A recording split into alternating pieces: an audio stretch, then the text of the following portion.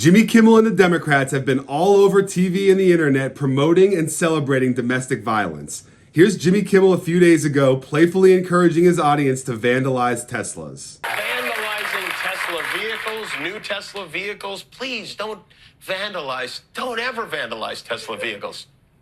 And so, Then, when it started happening, he was right there to justify and celebrate it. in Las Vegas yesterday, someone threw a Molotov cocktail at a Tesla service center. At least 5 Teslas blew up, 1 from the Molotov and 4 because that's just what Teslas do sometimes. There's some kind of mental illness thing going on here, because this doesn't make any sense. Well, let me see if I can explain it for you.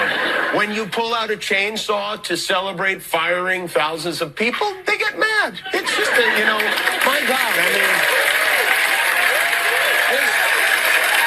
Celebrating violence is nothing new for Jimmy Kimmel. He did an entire segment making jokes about how attractive the United Healthcare CEO killer in New York was. so many women and so many men are going nuts over how good looking this killer is. And there's a huge wave of horny washing over us right now. Here's Jordan Klepper and Comedy Central's The Daily Show's audience loudly cheering and celebrating the arson of Tesla facilities. They're taking to the streets or the parking lots. Tonight, the FBI and ATF now investigating multiple cases of possible arson targeting Teslas and Cybertrucks. This dramatic video shows multiple cars in flames.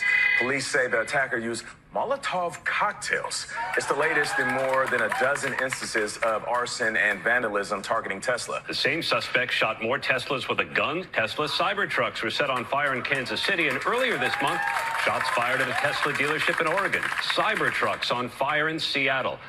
Wow, you guys like petty acts of domestic terrorism, huh? Another form of domestic terrorism that the left is currently engaged in is calling in fake 911 calls to the homes of prominent conservatives, prompting SWAT teams to show up, which has nearly killed multiple people, including police officers. This morning, a growing number of conservative influencers are getting targeted by swatters. There have been at least a dozen incidents in recent days of bogus calls that draw police and first responders to the target's home. It first started happening to hosts at Alex Jones's InfoWars network and has now happened dozens of times to people throughout the country. Interestingly, and maybe strangely, the only mainstream media network to pick up on this has been CNN. Almost all of them are pro-Trump. Many of them call themselves conservatives, and many of them have interacted with Elon Musk. Now, as you noted, swatting is very dangerous, and it can be deadly. These callers will call in with bogus calls of people being shot, of a home invasion, of holding people hostage. It causes a huge response from police and emergency services, which draws them away from other actual emergencies. But if there's confusion, something could go wrong. There's people from the left all over the internet celebrating this, talking about how great it is, how funny they think it is. Let me know what you think about CNN being the only ones to report on this. Do you find that a little bit strange?